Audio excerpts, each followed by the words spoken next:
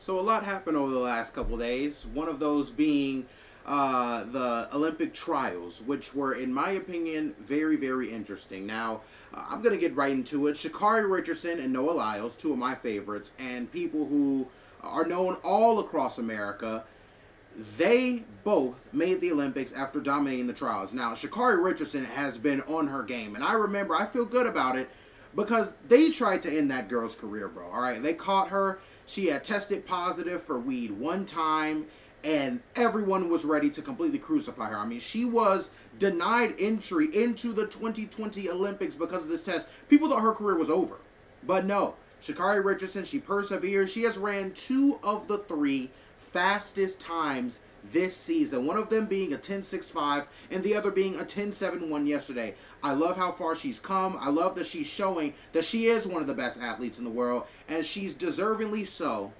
going to be able to compete for the gold in the Olympics. Now, going to Noah Lyles, one of the anime lovers, and the only thing I've ever disagreed with Noah Lyles is when he said that NBA players and NBA champions should not be world champions. That's the only thing I disagree with Noah Lyles. Other than that, Noah Lyles, me and you are just fine. He's been competing for a very long time to get into the Olympics. He made it coming in third place in the trials in 2020, in 2020, and he made it in first place this year. This year, he was absolutely magnificent. He ran a 9.8 flat yesterday. He made it look easy. I mean, I see Noah Lyles run, and it just looks so effortless.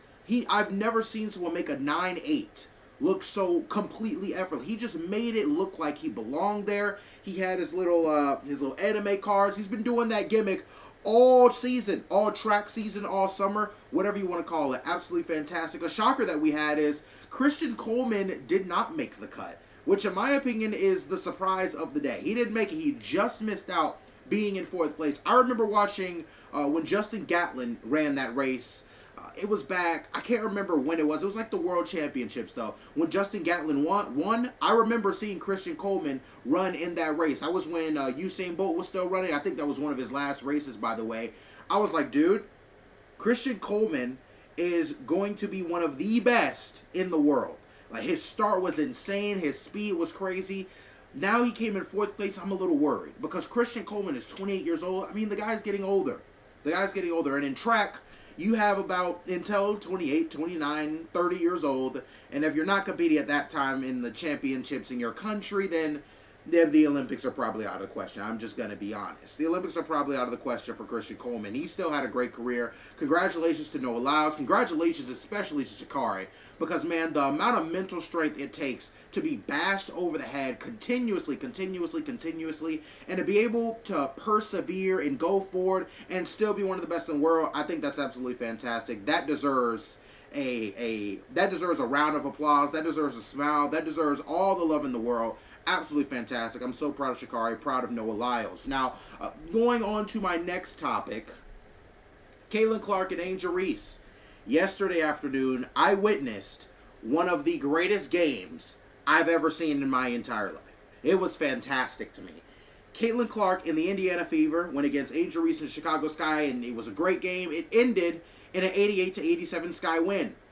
Kind of to my dismay, because I'm a big Angel Reese fan, but I am a huge Caitlin Clark fan. I love Caitlin Clark. I have no shame in admitting that. But I also love Angel Reese. I thought she was dominant. In my opinion, Angel Reese started everybody coming to women's basketball. You remember when LSU won that championship? Yeah, everyone likes to give Caitlin Clark the credit for that.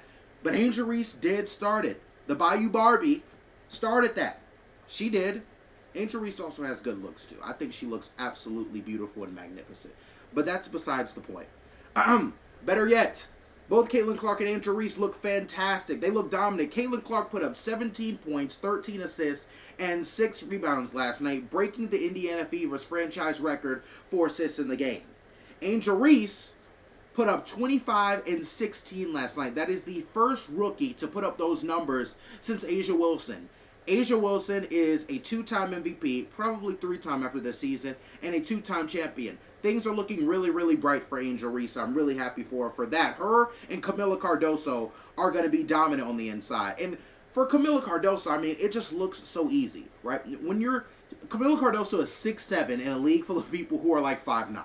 Like, it's so easy for her. I can't tell you how many times I saw Camila Cardoso get the ball and just lay it right up. It just looked that easy for her. It's really crazy. And Aaliyah Boston, special shout out to her too. She is magnificent. In my opinion, she right now is still the best player on that Fever team. A lot of people would forget about her, but she reminds me a lot. And I mean a lot. And she's not exactly Tim Duncan, but she's Tim Duncan-ish. Get the job done. She rather shared to her teammates. What she's going to do is, do her moves, get her 20 and 10. I really, really enjoy Aaliyah Boston's game. A lot of people may think it's boring. I think it's productive. Aaliyah Boston's a fantastic player. She deserves her shout out as well. Her and Caitlin Clark are going to be one of the league's most dynamic duos over the next decade. They are amazing. Boston is already one of the better players in the WNBA. Caitlin Clark is blossoming into a top guard. This Fever and Sky rivalry is fantastic for the WNBA. It's bringing the WNBA the publicity it has needed for so long, thanks to the new players coming in, thanks to the popularity, thanks to the new play styles, thanks to the good looks of the players. Hi, Angel Reese. It's just really great to see the WNBA finally benefiting off of their star power, off of some of these rivalries. I said in one of my previous videos, you need to treat Caitlin Clark and Angel Reese just like the NBA in the 80s treated Larry Bird and Magic Johnson. They don't have to be rivals. They don't have to hate each other. They don't even hate each other. I think they admire each other's game, but they are competitors, and you can respect both of them for that. I think both of them are fantastic. The hate towards Angel Reese and Caitlin Clark are equally wrong in my opinion. I don't think you should hate either one of them. Caitlin Clark is a fantastic player. She's already one of the better guards in the league. Angel Reese absolutely dominated. She has 8 double-doubles in a row at this point. One of the better players in the league as well. Both of these girls are going to be the future of the WNBA. And now going into another one of my topics, F1 and Max Verstappen. Max Verstappen secured his win at the Aramco Spanish Grand Prix yesterday, while having Lando Norris and legend Lewis Hamilton just trailing a bit behind him. Now, Verstappen is firmly in the driver's seat when it comes to the driver's standings. He is leading by well over 50 points. Red Bull, once again, is the leading constructor by a large margin. I know F1 fans are tired of this guy winning. I am not tired of this guy winning. I want to see Max Verstappen win, and win. I think it's fantastic. I think it's inspirational. Now, this should not be a surprise because Verstappen, once again, they've dominated for like the last 3 to 5 seasons. They've been dominant. Now he's having some competition. Lando Norris has won a couple. Leclerc has won some. Lewis Hamilton has won some. And speaking of Lewis Hamilton, the legend secured his first pole position of the season, which means he has at least one pole position in F1 for 18 years in a row. 18. To give you some context, I turned 19 on August 19th of this year. That right there is, 1, Lewis Hamilton is pretty old, and 2, he's been dominant for a long time. I hope this continues for him. I can't wait to see him race for Ferrari next year. Ferrari is my favorite F1 team. It's going to be fantastic. Very excited to watch it. Max Verstappen right now, he's the most dominant. Red Bull's the most dominant, but he is getting some competition this season, which is making it more fun. I want to see how the rest of the season is going to go, but only time will tell. Now, next, I have a sort of serious topic, and it's because I see so many people, messing up the facts when it comes to the presidential candidates. And your boy, this handsome guy here, is really into politics. I may not seem like it. I'm 18 years old. This is my first time voting, so I've tried to delve. Now, I'm going to tell you before, these facts came from websites. They came from the government website, .gov, whitehouse.gov, trump.gov, biden.gov. All of what you're going to hear came from the internet. This did not just come from me. I did not make any of these up out of the blue. So, if you get mad, do not get mad at this face right here. Get mad at Google and Sergey Brin and all the people who make the internet. Get mad at them. Now, I just want to simply educate some people. Personally, I'm more of a Democrat-leaning guy myself. That's just me. But if you are more Republican, I love you too, bro. Okay, I'm not gonna have beef with you because you have different political beliefs. That's inconsiderate to me. First, we're gonna start off with Joe Biden, his accomplishments, because a lot of people believe that Joe Biden has done absolutely nothing. And while it may feel that way, while I have felt that way at a lot of times, trust and believe me, it's not quite the truth. So a couple things that Joe Biden has done that are good. He's lowered the cost of families' everyday expenses. He passed the Inflation Reduction Act. More people are working right now than at any point in American history. He's created nearly 11 million jobs across the country. He's making more in America. A lot of American companies have invested up to $300 billion plus in manufacturing, which I think is really good. He has rescued the economy and changed the course of the pandemic. Mind you, he was brought into a bad situation. Really bad. It was a bad situation. And to be fair, just to tell the truth, it was an awful situation. And he's got us out of that. Joe Biden deserves credit for that, y'all. I think we can both, and we can all agree about that. He's also helped rebuild our infrastructure. He passed the bipartisan infrastructure law trying to rebuild bridges, roads, and infrastructure in the United States. And he also enforced the first meaningful gun regulation in the United States and restriction in a long time. It's been like 30 years. The Bipartisan Safer Communities Act is what it is called. You can go ahead and look it up. The law is supposed to save the lives of 18 to 21-year-olds. Mind you, I want to caution you about all this before I go on. Not everything can happen immediately. As a president, when you put something into place, you're doing it under the impression that it's going to take a couple years, right? You're doing it under the impression this is what I want the future of the country to look like. So not everything's going to be immediate. Now, some drawbacks about Mr. Biden. Number one, he's very old. The amount of times I have seen Joe Biden fall asleep or fall down or ride his bike and fail, it's rough. It's rough, right? He's an older guy. We don't know how that affects his reliability, his thinking. We don't know, but he's an older guy. Also, the whole social media and TikTok thing was controversial. Guys, as a man who makes a lot of his following and a lot of his money off of TikTok, this scared the hell out of me. I'm just going to be honest. It scared me. I was all in my emotions. You could ask my dad. I'm like, I'm not going to vote that bum back in office because he's trying to catastrophically impact my bottom line. Turns out he may not ban it. He may ban it. I'm not sure. I'm pretty sure that America's going to come to some deal that none of us hear about. And we're just going to log on TikTok and all be happy. But of course, that was a little controversial. He's had to make some very difficult decisions when it's come to conflicts overseas. And that has impacted his approval. Do I agree with every decision that Joe Biden has made? Absolutely not. I don't think anyone has. He's had some decisions to make. He's increased spending by a lot. He's hiking taxes for businesses, which can be rough for the United States and can also impact workers, along with United States competition in international markets. He's hiked up the taxes for these companies, and as a guy who wants to own a company, that doesn't sound too nice, and I do think companies and wealthier people should pay their fair share. Now, going down to our Republican candidate, and also a felon, whether you want to look at it that way or not, Mr. Trump. Some good things he did in his presidency. America gained 7 million new jobs, more than 3 times the government projected at that time. The middle-class family income increased by an average of $6,000, more than 5 times the gains during the entire previous administration. The unemployment rate was the lowest it was in half a century at 3.5%.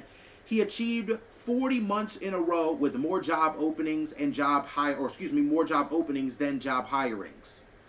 More Americans reported being employed than ever before. So more Americans were employed than they have ever been. Let me read that again. I'm just going to read that one more time. More Americans reported being employed than ever before. So nearly 160 million Americans were employed at that time, which is really good. Jobless claims hit a 50-year low, or nearly hit a 50-year low. Incomes rose in every single metro area in the United States. That is the first time that happened in 3 decades. Now, some drawbacks about Mr. Trump. Oh, and trust and believe me, this is one heck of a list.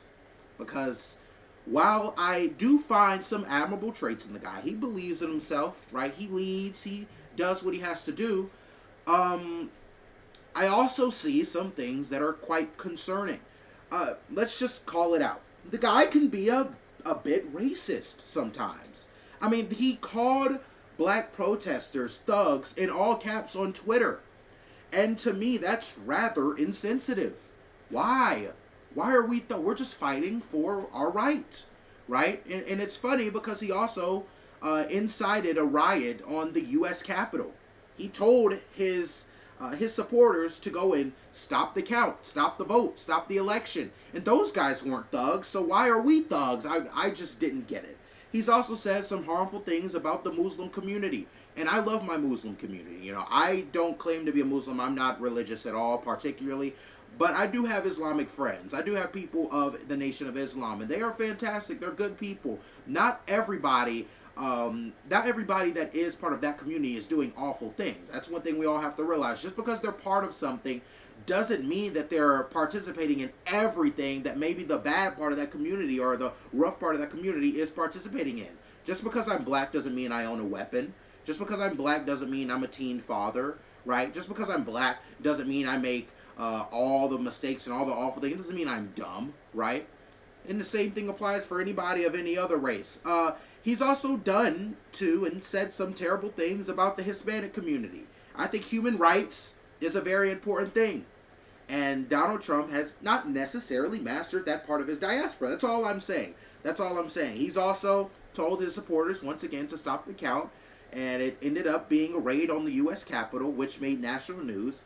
And he's also hiking up tariff, which is going to make trade a little bit more difficult, along with keeping the economy strong a little bit more difficult.